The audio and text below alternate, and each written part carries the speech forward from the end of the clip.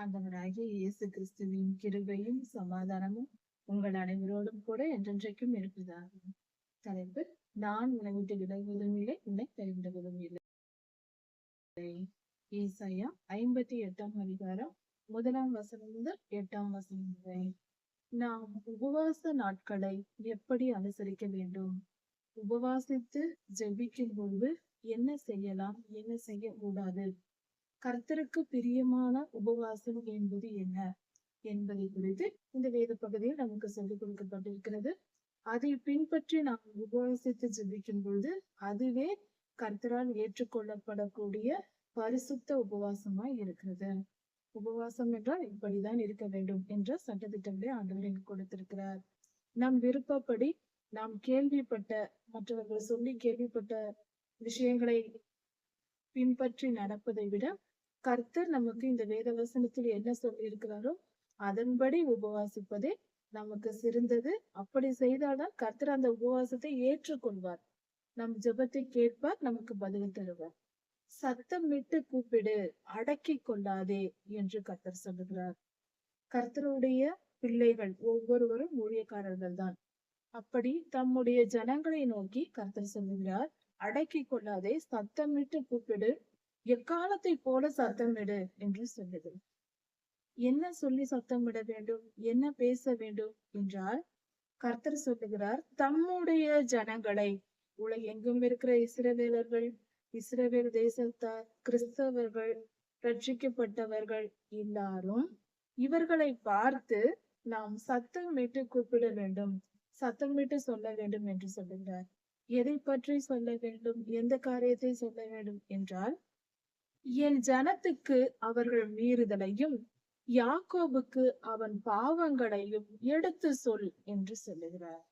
யாக்கோபு என்று சொல்லும் போது இஸ்ரவேல் வம்சத்தாரில் பிறப்பின்படி இஸ்ரவேலர்களாய் இருப்பவர்கள். தம்முடைய ஜனம் என்று சொல்லும் போது ரட்சிக்கப்பட்ட கிறிஸ்தவர்கள் எல்லோரும் சேர்ந்து கர்த்தருடைய ஜனமாய் இருக்கணும். இப்படிப்பட்ட எல்லாரையும் பார்த்து கர்த்தர் சொல்லுகிறார், உங்கள் பாவங்களை பற்றி தெரிந்து கொள்ளுங்கள், பாவத்தை பற்றி சொல் என்று தம்முடைய ஊழியக்காரர்களுக்கு கர்த்தர் கட்டளை கொடுக்கிறார். என் ஜனத்துக்கு அவர்கள் மீறுதலை சொல் என்று சொல்லுகிறார். அவர்கள் மீறி மீறி நடக்கிறார்கள், கர்த்தருடைய வார்த்தையை விட்டு விலகி, கர்த்தருடைய வார்த்தையை மீறி அவர் சொன்ன வார்த்தைக்கு கட்டுப்படாமல் தங்கள் இஷ்டப்படி வாழ்கிறார்கள். அவர்களை நிறுத்து, அவர்களுடைய பாவங்களை அவர்களுக்கு சொல் என்று கர்த்தர் தம்முடைய தீர்க்கதரிசியாகிய ஏசாயாவுக்கு சொல்லுகிறார். இன்று நமக்கும் இந்த வார்த்தை வருகிறது. நம்முடைய பாவங்கள், நம்முடைய மீறுதல்களை நாம் தெரிந்து கொண்டு திருந்த வேண்டும் என்று கர்த்தர் நினைக்கிறார், எதிர்பார்க்கிறார். கர்த்தருடைய ஜனங்கள் என்ன செய்கிறார்களாம்? தங்களுடைய தேவனுடைய நியாயத்தை விட்டு விலகாமல் நீதியை செய்து வருகிற ஒரு கூட்ட மக்கள் இருக்கிறார்கள். கர்த்தருக்கு பிரியமாய் கீழ்ப்படிந்து நடந்து அவருடைய நீதி நியாயங்களை கை கொண்டு தினந்தோறும் கர்த்தரை தேடுகிற மக்கள் இருக்கிறார்கள். கர்த்தருடைய நீதி நியாயங்களை கடைபிடித்து தினந்தோறும் கர்த்தரை தேடி வாழ்ந்து கொண்டிருக்கிற பரிசுத்தமான கர்த்தருக்கு பிரியமான ஜனங்கள் இருக்கிறார்கள். அவர்களை பார்த்து அவர்களைப் போலவே இவர்களும் செய்கிறார்கள். யார்? இஸ்ரவேலரும் கர்த்தருடைய ஜனங்களில் இன்னொரு கூட்டத்தாரும் அவர்களைப் போலவே இவர்களும் செய்கிறார்கள். இப்படி நீதியின் மார்க்கமாய் நடக்கிற ஒரு கூட்ட ஜனங்கள் உலகெங்கும் இருக்கிறார்கள். அப்படிப்பட்டவர்களை பார்த்து என்னுடைய ஜனங்கள் என்ன செய்கிறார்கள்? அவர்களைப் போலவே என்னை தேட விரும்புகிறார்கள். அவர்களைப் போலவே தினந்தோறும் என்னை தேட வேண்டும் என்று விரும்புகிறார்கள். அவர்களைப் போல வாழ வேண்டும் என்று விரும்புகிறார்கள். என் வழிகளை தெரிந்து கொள்ளவும் விரும்புகிறார்கள். நான் என்ன சொல்வேன் என்று அதை தெரிந்து கொள்ள வேண்டும் என்று விரும்புகிறார்கள். தினந்தோறும் என்னை தேடி தேவனிடத்தில் கர்த்தருடைய சித்தத்தை அறிந்து கொள்ள விருப்பம் இருக்கிறது அவர்களுக்கு. என்னை தேடுகிறார்கள். என்னிடத்தில் வந்து என்னோடு சேர்ந்து இருக்க அவர்களுடைய விருப்பம் இருக்கிறது. ஆனால் அவர்கள் கேட்கிறார்கள், நாங்கள் உபவாசிக்கிறோம், நீர் எங்களை பார்ப்பதில்லையே ஆண்டவரே என்று சொல்லுகிறார்கள். நாங்கள் உபவாசிக்கிறோம், நீர் எங்களை பார்க்க மாட்டேன் என்கிறீர். நாங்கள் எங்கள் ஆத்துமாவை ஒடுக்கும் போது அதை நீர் அறியாமல் இருக்கிறது என்ன? நாங்கள் சாப்பிடாமல் எங்கள் ஆத்துமாவை ஒடுக்கி நாங்கள் உமக்காக உபவாசம் இருக்கிறோம். ஆனால் எங்களை நீர் பார்க்காமல் எங்களை நீர் தெரியாமல் இருக்கிறீரே, அது ஏன் சுவாமி என்று அவர்கள் கேட்கிறார்களாம். மற்றவர்கள் எல்லாம் உபவாசிக்கிறார்கள். அவர்கள் உம்முடைய சித்தத்தை கேட்டு நடக்கிறார்கள். உம்முடைய நீதி நெறிகளை கடைபிடித்து வாழுகிறார்கள். அவர்களைப் போல நாங்களும் இருக்க வேண்டும் என்று தினந்தோறும் உம்மை தேடுகிறோம், உபவாசிக்கிறோம், தேடுகிறோம், உபவாசிக்கிறோம். ஆனாலும் எங்களுக்கு நீர் செவி கொடுப்பதில்லை. நாங்கள் செய்கிற உபவாசத்தை நீர் தெரியாமல் இருக்கிறீர், தெரிந்து கொள்வதே இல்லை, ஏன் என்று கேட்கிறார்களாம். அதற்கு கர்த்தர் பதில் சொல்லுகிறார். அதாவது ஒரு காரியம் நன்கு இதில் புரிந்து கொள்ள வேண்டிய காரியம், கர்த்தருடைய ஜனங்கள், உலகெங்கும் இருக்கிறவர்கள், கர்த்தரை நேசித்து வாழ்கிற ஜனங்கள், ஒரு கூட்டத்தார் கர்த்தரை நோக்கி உபவாசிக்கிறார்கள், ஜெபிக்கிறார்கள். கர்த்தர் அவர்கள் ஜெபத்தை கேட்கிறார், உபவாசத்தை ஏற்றுக்கொள்கிறார், உபவாசித்து ஜெபிக்கும் ஜெபங்களை ஏற்றுக்கொள்கிறார். எல்லாவற்றையும் ஏற்றுக்கொண்டு அவர்களுக்கு பதிலும் அளிக்கிறார், அவர்களை ஆசீர்வதிக்கிறார். இதெல்லாம் கர்த்தருடைய பரிசுத்த ஜனங்களுக்கு நடக்கிறது. கர்த்தருடைய நீதி நியாயங்களை கடைபிடித்து நடக்கிற உண்மையான கர்த்தருடைய பிள்ளைகளுக்கு இது நடக்கிறது. இதை பார்த்து கொண்டிருக்கிற கர்த்தருடைய இன்னொரு கூட்டத்தார், அவர்கள் நாங்களும் இதே போல நாங்களும் கர்த்தரிடத்தில் ஆசீர்வாதத்தை பெற வேண்டும் என்று தினந்தோறும் கர்த்தரை தேடுகிறார்கள், உபவாசித்து ஜெபிக்கிறார்கள், எல்லாம் செய்கிறார்கள். ஆனாலும் கர்த்தர் அவர்களை பார்ப்பதில்லை, அவர்களுக்கு பதில் தருவதில்லை. ஏன் சுவாமி எங்கள் ஜெபத்தை ஏற்றுக்கொள்ள மாட்டீர்கள்? நாங்கள் ஜெபித்தாலும் எங்களுக்கு பதில் கிடைக்கவில்லை, நாங்கள் உபவாசித்தும் பார்க்கிறோம், எங்களுக்கு எந்த பலனும் இல்லையே என்று ஒரு கூட்டத்தார் சொல்லிக் கொண்டிருக்கிறார்கள். அப்படிப்பட்டவர்களுக்கு கர்த்தர் பதில் கொடுக்கிறார். உங்கள் உபவாசம் எப்படி இருக்கிறது என்று கர்த்தர் கேட்கிறார். நீங்கள் உபவாசித்து ஜெபிக்கிறீர்கள், ஆனால் உபவாசித்து ஜெபிக்கும் நாட்களில், உபவாசமாய் இருக்கிற நாட்களில் உங்கள் இச்சைகளின்படி நடக்கிறீர்கள். உபவாசம் என்று சொல்லிக் கொண்டு உங்கள் விருப்பப்படி நீங்கள் வாழ்ந்து கொண்டிருக்கிறீர்கள். இச்சையின்படி பாவம் செய்கிறீர்கள். உபவாசிக்கும் நாட்களில் இச்சை கொண்டு பாவம் செய்கிறீர்கள். உங்கள் வேலைகளை எல்லாம் கட்டாயம் செய்கிறீர்கள். உபவாசம் என்றால் உண்ணாமல் கர்த்தருடைய சமூகத்தில் காத்திருந்து கர்த்தருடைய வேதத்தை தியானிக்க வேண்டும், ஜெபிக்க வேண்டும், அப்படி இருக்க வேண்டும். அதை விட்டு செல்போனில் வீடியோ பார்ப்பது. இந்த உபவாச நாட்களில் உபவாசம் என்று சாப்பிடாமல் இருந்து கொண்டு பொழுதுபோக்கு காரியங்களில் ஈடுபட்டு உங்கள் வேலைகளை எல்லாம் நீர் செய்து கொண்டு உங்கள் இஷ்டப்படி நீங்கள் செய்கிறீர்கள். சாப்பிடாமல் இருந்தால், நம் வேலைகளை எல்லாம் செய்து கொண்டிருந்தால் அதுக்கு பெயர் பட்டினி, உபவாசம் அல்ல. நாம் அந்த நாளில் கர்த்தருடைய சமூகத்தில் காத்திருந்து கர்த்தருடைய வார்த்தையை பெற காத்திருக்க வேண்டும். அதை விட்டு நம் வேலைகளை எல்லாம் இழுத்து போட்டுக்கொண்டு செய்வது, இச்சையான காரியங்கள், பொழுதுபோக்கு காரியங்களுக்கு இடம் கொடுப்பது, நமக்கு என்ன பிடிக்குமோ அதையெல்லாம் செய்து கொண்டு உட்கார்ந்திருப்பது, இது எப்படி உபவாசமாகும்? அது தவறு என்று கர்த்தர் சொல்லுகிறார். இதோ வழக்குக்கும் வாதுக்கும் துஷ்டத்தனத்தையுடைய கையினால் குத்துகிறதற்கும் உபவாசிக்கிறீர்கள். அப்படி என்றால் உபவாசித்து ஜெபிப்பதிலும் கூட வஞ்சகமாய் உபவாசிக்கிறார்கள். ஒரு உபவாச நாளை நியமித்து இவர்களை என்ன பண்ணுகிறேன் பார் என்று பிறருக்கு தீங்கு செய்வதற்கு உபவாசிக்கிறார்கள். உபவாசம் என்று சொல்லிக் கொண்டு அவர்கள் நோக்கம் கர்த்தரை தேடுவதல்ல, அவர்கள் நோக்கம் தீமை செய்வதற்கு,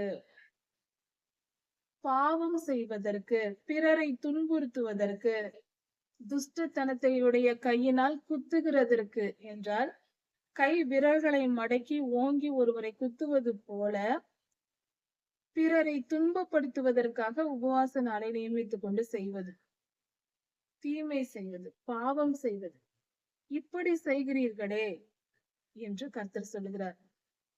பரிசுத்தமாய் முழு மனதோடு கர்த்தரை தேட உபவாசிக்க வேண்டும். இவர்களோ பிறருக்கு தீமை, பிற மனிதர்களுக்கு தீமை செய்யவும் மாய்மாலம் பண்ணவும் உபவாசிக்கிறார்கள். உபவாசம் என்று சொல்லிக்கொண்டு இவர்கள் ஏதேதோ பண்ணி கொண்டிருக்கிறார்கள். அதை கர்த்தர் ஏற்றுக்கொள்ள மாட்டார். உங்கள் கூக்குரலை உயரத்தில் கேட்க பண்ணும்படியாய் இந்நாட்களில் உபவாசிப்பது போல உபவாசிக்காதிருங்கள் என்று சொல்கிறார். உபவாசம் என்று விளம்பரப்படுத்திக் கொண்டு, உபவாச ஜெபம் என்று விளம்பரப்படுத்திக் கொண்டு, உபவாச ஜெபம் ரொம்ப நல்லது. மிக மிக நன்மையான காரியம். எல்லோரும் எங்கு வாய்ப்பு கிடைக்கிறதோ அப்பொழுதெல்லாம் உபவாசித்து ஜெபியுங்கள். அது மிகவும் நல்லது. மிக மிக அவசியமானது. இந்த கடைசி காலத்தில் உபவாச ஜெபத்தை அதிகப்படுத்த வேண்டும். குறைக்கவும் கூடாது, தாமதப்படுத்தவும் கூடாது. அதிகமாய் செய்ய முயற்சி செய்யுங்கள். எந்த இடத்தில் ஊழியர்கள் உபவாச நாட்களை நியமித்தால் ஆலயத்தில் இருந்தாலும், தனிப்பட்ட ஊழியர்கள் சொன்னாலும் அங்கு சென்று அந்த உபவாசத்தில் கலந்து கொண்டு நாமும் ஜெபிப்பது மிகவும் நல்லது. கண்டிப்பாய் அதை செய்யுங்கள், தயவு செய்து. ஆனால் அந்த உபவாச நாட்களில் நம் இருதயத்தில் மாய்மாலம் இருக்கக்கூடாது. இருதயத்தை சுத்திகரித்துக் கொள்ள வேண்டும். நம் வேலைகளை செய்யக்கூடாது, பொழுதுபோக்கு காரியங்களில் ஈடுபடக்கூடாது. பரிசுத்தமாய் கர்த்தரை தேடுவதற்காக நான் உபவாசிக்கிறேன் என்று முழு மனதோடு கர்த்தரை நேசித்து அன்போடு கூட உபவாசத்தில் கலந்து கொண்டு நாமும் உபவாசித்து ஜெபிக்க வேண்டும். அது மிகவும் நல்லது. அதாவது கூக்குரலை உயர்த்தி வேண்டும் என்று நான் உபவாசிக்கிறேன் என்று விளம்பரப்படுத்திக் கொண்டு சிலர் தவறு செய்கிறது. ஒரு வீட்டிலே உபவாசித்து ஜெபித்தால் கூட நான் உபவாசிக்கிறேன் என்று சொல்லிக்கொண்டு பிறருக்கு தீமை செய்வதற்காக நம்முடைய நோக்கம் என்ன என்பதை கர்த்தர் பார்ப்பார். நாம் உபவாசித்து ஜெபிப்பது உண்மையாய் நாம் கர்த்தரை நினைத்து செய்கிறோமா, கர்த்தரை தேடுவதற்காக நாம் உபவாசிக்கிறோமா என்று கர்த்தர் பார்ப்பார். அதை முதலில் தெரிந்து கொள்வோம். மற்றபடி அந்த காரியத்தை தவறாய் பயன்படுத்தினால் கர்த்தருடைய நியாயத்திற்கு தான் வரும். அப்படி செய்யக்கூடாது. பரிசுத்தமாய் முழு மனதோடு அந்த உபவாச நாட்களில் ஜெபிக்க வேண்டும், வேதம் வாசிக்க வேண்டும், கர்த்தரை துதித்து பாட வேண்டும். கர்த்தருடைய ஊழியர்களின் செய்திகளை டிவியில், செல்போனில் எல்லா பொருள்களையும் பயன்படுத்தி கேட்கலாம், தவறில்லை. கர்த்தருடைய வார்த்தையை எப்படியாவது உள்ளே நம் மனதிற்குள் கொண்டு போக வேண்டும். அதற்கு அந்த நேரத்தை பயன்படுத்த வேண்டும், உபவாச நேரத்தை. அப்படி பரிசுத்தமாய் நினைக்காமல் கர்த்தர் ஒரு கேள்வி கேட்கிறார். அதாவது மாய்மாலமாய் உபவாசிக்கிறவர்கள், முழு மனதோடு இல்லாமல் வேண்டும் என்று மாய்மாலத்தோடு உபவாசிக்கிறார்கள் அல்லவா, அவர்களை பார்த்து கர்த்தர் கேட்கிறார். பொய் உபவாசம் செய்கிறவர்களை பார்த்து கேட்கிறார். ஒரு மனிதன் சாப்பிடாமல் தலை வணங்கி நாணலை போல சோர்ந்து போய் சாம்பலிலும் ரட்டிலும் சுருண்டு படுத்துக் கொண்டிருப்பது எனக்கு பிரியமாய் இருக்குமா என்று கேட்கிறார். இது எனக்கு பிரியமான உபவாச நாளாய் இருக்குமா என்று கேட்கிறார். அதாவது ஒரு உதாரணத்தை பார்ப்போம். ஒரு பெரிய ஃபேக்டரி இருக்கிறது என்று வைத்துக் கொள்வோம். ஒரு தொழிற்சாலை இருக்கிறது. அந்த தொழிற்சாலையில் ஒரு 1000 பேர் வேலை செய்கிறார்கள். இப்பொழுது அவர்களுக்கு ஏதாவது தொழிலாளர் முதலாளி ஏதாவது ஒரு பிரச்சனை என்று சொன்னால் அந்த தொழிற்சாலையின் முன்பாக நின்று உண்ணாவிரதம் போராட்டம் செய்வார்கள். சாப்பிட மாட்டார்கள். அந்த தொழிற்சாலைக்கு முன்பாக எல்லோரும் அமர்ந்து கொண்டு சோர்ந்து போய் படுத்திருப்பார்கள், உட்கார்ந்திருப்பார்கள். சாப்பிட மாட்டார்கள். மிகவும் பசியோடு சோர்ந்து கிடப்பார்கள். அப்பொழுது அந்த நிறுவனத்தின் முதலாளி பார்க்கும்போது அவருக்கு மனம் எப்படி இருக்கும்? மிகுந்த துன்பமா இருக்கும். நம்மால் இத்தனை பேர் சாப்பிடாமல் இருக்கிறார்களே, அவருக்கு வேதனையா இருக்கும் அல்லவா, ஏன் இப்படி செய்கிறார்கள் என்று அவர்கள் மேல் கோபம் வரும். இதே வேலையை கிறிஸ்தவர்கள் செய்கிறோம். உபவாசிக்கிறோம் என்று சாப்பிடாமல் இருப்பது. அந்த தொழிலாளர்கள் முதலாளிக்கு மன உளைச்சலை கொடுக்கிறார்கள். கையால் அடித்தால் ஒரு அடி சரீரத்தில் வலிக்கும். இது மனதிற்கு அடி கொடுப்பது. அதே போல நாமும் கர்த்தருடைய பிள்ளைகள் கர்த்தருக்கு சாப்பிடாமல் கிடந்து சுருண்டு போய் பசியோடு தாகத்தோடு இருந்து நம்மை வருத்தி கொண்டு கர்த்தரை தொல்லை பண்ணக்கூடாது. தவறான எண்ணத்தோடு ஏதாவது காரியம் சாதிக்க வேண்டும், என்னுடைய விருப்பம் இது நிறைவேற வேண்டும், ஆண்டவரே அதற்காக நான் 3 நாட்கள் உபவாசமாயிருப்பேன், 7 நாட்கள் உபவாசமாயிருப்பேன், இந்த காரியம் நடக்கும் வரை நான் உபவாசித்துக் கொண்டே இருப்பேன் என்று முட்டாள்தனமாக செய்யக்கூடாது. கர்த்தருக்கு கோபம் வரும். உபவாசிக்கிறோம் என்றால் எதற்காக உபவாசிக்கிறோமோ அதற்கு முதலில் கர்த்தரிடத்தில் அனுமதி வாங்க வேண்டும். நாம் நம்முடைய உபவாச நாட்களை கர்த்தரிடம் கேட்டு நியமிக்க வேண்டும். கர்த்தர் சொல்லும் நாளில் கர்த்தர் சொன்ன காரியத்திற்காக நாம் உபவாசிக்க வேண்டும். சாதாரணமாய் ஜெபிப்பதென்றாலும் தேவ சித்தத்தின்படி கேட்கிற எவனும் பெற்றுக்கொள்கிறான் என்று வசனம் சொல்லுகிறது. உபவாச நாட்கள் என்றால் நாம் உபவாசித்து எதற்காக ஜெபிக்கிறோமோ அந்த காரியம் கர்த்தரிடத்திலிருந்து நமக்கு கொடுக்கப்பட வேண்டும். இதற்காக நீங்கள் உபவாசித்து ஜெபியுங்கள் என்று கர்த்தர் சொல்லுவார். அதை கேட்டுதான் நாம் செய்ய வேண்டும். நம் விருப்பப்படி நாமாக ஒன்று நினைத்துக் கொண்டு நாமாக ஒரு நாளை நியமித்துக் கொண்டு நாமாகவே உபவாசிப்பது என்பது தவறு. கர்த்தரிடத்தில் ஜெபிக்க வேண்டும். கர்த்தருடைய சமூகத்தில் ஜெபித்து காத்திருந்தால் நம் மனதிற்கு ஒரு உணர்வு வரும். நிச்சயம் கர்த்தர் பேசுவார். அந்த உணர்வு நாம் செய்யலாம், இந்த காரியத்துக்காக ஜெபிக்க வேண்டும் என்று கர்த்தர் சொல்லுவார். கர்த்தரோடு பேசி பழக கற்க வேண்டும். கடைசி நாட்களில் எல்லோருக்கும் தீர்க்க தரிசன ஆவி கொடுக்கப்படுகிறது. எல்லாரும் கர்த்தரிடத்தில் பேசவும் பழகவும் கற்றுக்கொள்ள வேண்டும். கர்த்தருடைய சமூகத்தில் காத்திருந்தால் தான் அது புரியும். எப்பொழுதும் அடுத்த ஊழியர்களையோ போதகர்களையோ நம்பி கர்த்தர் என்ன சொல்லுகிறார் என்று கேட்டுக்கொண்டிருக்க கூடாது. நாம கர்த்தரிடத்தில் போய் ஜெபித்து ஒரு காரியத்தை தெரிந்து கொள்ள பழக வேண்டும், கற்றுக்கொள்ள வேண்டும். ஆரம்பத்தில் நாம் கர்த்தரிடத்தில் சென்று ஜெபித்து விட்டு அமைதியை காத்திருக்க வேண்டும். அப்பொழுது நமக்குள் ஒரு உணர்வு வரும். கர்த்தர் நமக்கு சொல்லுவார், அதான் ஆவியில் பேசுவார். அது நமக்கு இந்த காரியத்தை செய்யலாம் என்று ஒரு மன நிம்மதி வரும். இதை செய்ய வேண்டாம் என்றும் சில நேரம் தோன்றும். அதை அப்படியே கர்த்தர் சொல்வதை கேட்டு செய்ய வேண்டும். இதுவும் எனக்கு புரியவில்லை, குழப்பமா இருக்கிறது, என்னால் மனதை சரியாக ஒருநிலைப்படுத்த முடியவில்லை என்று ஆரம்ப காலத்தில் சொல்வீர்களானால் இன்னொரு எளிய முறையும் இருக்கிறது. நாம் முதலில் நம் காரியங்களுக்காக ஜெபித்து விட்டு சற்று நேரம் அமைதியாய் கர்த்தருடைய சமூகத்தில் அமர்ந்து விட்டு, கர்த்தாவே எனக்கு வசனத்தின்படி என்னோடு பேசும் என்று கேட்கலாம். கேட்டுவிட்டு வேதத்தை எடுத்து நாம் திறந்து வாசித்தால் அந்த வசனம் நமக்கு பதில் தரும். கர்த்தர் வசனத்தின் மூலமாய் நமக்கு கொடுப்பார். அந்த வசனத்தில் நமக்கு நம்முடைய கேள்விக்கு பதில் இருக்கும். அதை கேட்டு செய்யலாம். ஆரம்ப காலத்தில் அப்படி நாம் செய்யலாம், தவறில்லை. கர்த்தர் நமக்கு சொல்லிக் கொடுப்பார். வசனத்தின் மூலமாய் நமக்கு பேசுவார். அப்பொழுது நமக்கு சுலபமாய் இருக்கும் புரிந்து கொள்வதற்கு. இப்படி கர்த்தர் சொல்லும் காரியத்திற்கு கர்த்தர் சொல்லும் நாளில் உபவாசித்து ஜெபிக்க வேண்டும். சரி, உபவாச நாட்களில் என்னென்ன செய்ய வேண்டும் என்பதை பார்க்கலாம். உபவாசம் என்றால் என்ன என்பதை சாப்பிடாமல் சுருண்டு போய் படுத்திருப்பதும் நம்மை நாம் தாழ்த்துகிறேன் என்று நம்மை நாம் ஒடுக்கிக் கொள்கிறதும் கர்த்தருக்கு பிரியமில்லாத காரியம். அது எனக்கு பிரியமான உபவாச நாளா இருக்காது என்று கர்த்தர் சொல்லுகிறார். சரி, உபவாச நாட்களில் உபவாசம் என்றால் என்ன? கர்த்தர் நம்மிடத்தில் எதை எதிர்பார்க்கிறார் என்று கவனிப்போம். உபவாசம் என்றால் என்ன? எதை கர்த்தர் உபவாசம் என்று நினைக்கிறார் என்றால், அக்கிரமத்தின் கட்டுகளை அவிழ்ப்பதும். அக்கிரமத்தின் கட்டுகள் என்றால் என்ன? ஒரு இடத்தில், ஒரு குடும்பத்தில் ஒருவர் அக்கிரமமாய் சிறையில் படுகிறார். ஒரு குடும்ப தலைவர் இருக்கிறார், அவர் அக்கிரமமாய் நடக்கிறார். அவர் மனைவி துன்பப்படுகிறார் என்று வைத்துக் கொள்வோம். அப்பொழுது அந்த குடும்ப தலைவருக்கு அழைத்து புத்திமதி சொல்லி அவர்கள் குடும்பத்தில் சமாதானம் ஏற்படவும், அந்த அக்கிரம மனிதன் திருந்துவதற்காக என்னெல்லாம் முயற்சி செய்ய முடியுமோ அதையெல்லாம் நாம் செய்ய வேண்டும். அப்படி செய்தால் அது உபவாசம். நாம் உபவாசித்து ஜெபிப்பதற்கு சமம். பிறர் படும் துன்பத்தை பார்த்து அவர்களை அந்த அக்கிரமத்திலிருந்து விடுதலையாக்க, ஒரு குடும்பத்தில் சமாதானம் உண்டாவதற்கு நாம் முயற்சி செய்தால் அதுதான் உபவாசம் என்று கர்த்தர் சொல்லுகிறார். அக்கிரமத்தின் கட்டுகளை அவிழ்ப்பதும். எந்த மனிதன் அக்கிரமக்காரனாய் இருந்து அக்கிரமம் செய்கிறானோ அந்த மனிதனால் பாதிக்கப்பட்ட ஜனங்கள் இருப்பார்கள் அல்லவா, அவர்களை காப்பாற்றுவது, அக்கிரமத்திலிருந்து காப்பாற்றுவது. அது நம் குடும்பமாக இருக்கலாம், ஒரு ஊராக இருக்கலாம், வேலை செய்யும் இடங்களாக இருக்கலாம், எந்த ஒரு தரப்பு மனிதர்களாய் இருந்தாலும் சரி. அப்படி துன்பப்படுகிறவர்களை, அக்கிரமத்தினால் அக்கிரமமாய் நடந்து எளியவர்கள் துன்பப்படுகிறார்கள்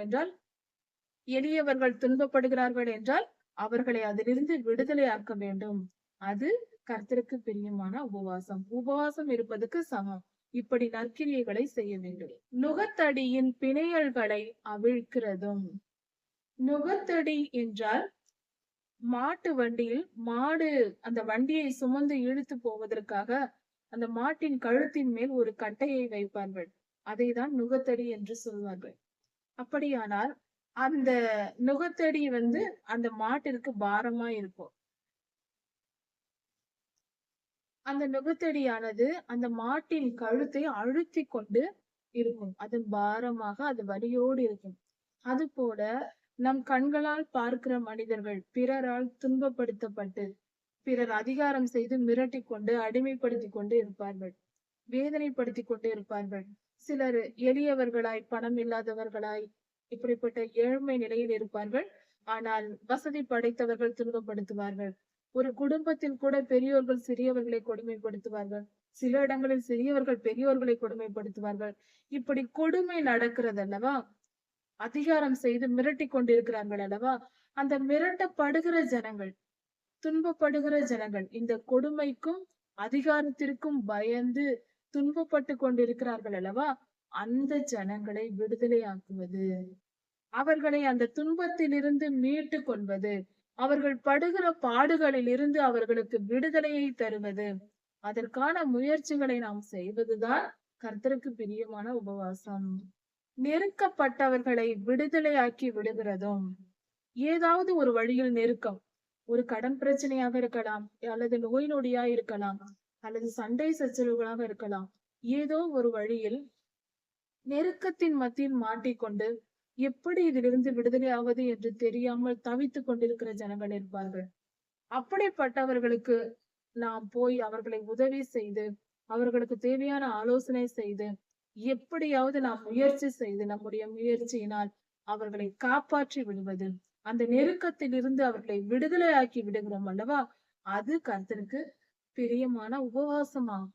இதை போல சகல நுகத்தடிகளையும் உடைத்து போடுகிறதும், இதே போல பொதுவாக எல்லாவற்றிற்கும் சொல்ல போனால், எந்த விதத்தில் ஒரு மனிதன் அதிகமாய் துன்பம் அனுபவித்துக் கொண்டிருந்தால் நாம் போய் அவர்கள் துன்பத்தை விசாரித்து அவர்களுக்கு ஆறுதல் சொல்லி அந்த துன்பத்தில் இருந்து அவர்கள் விடுதலை ஆகி வரும்படியாய் நாம் உதவி செய்வது, அந்த அவர்களுக்கு விடுதலையை பெற்று தருவது, அவர்களை விடுதலையாக்கி விடுவது, அவர்கள் கட்டுகளை, அவர்கள் கொடுமைகளை எல்லாம் நீக்கி போட்டு அவர்களை விடுதலையாக்கி அவர்கள் சந்தோஷமாய் வாழும்படி செய்கிறோம் அல்லவா?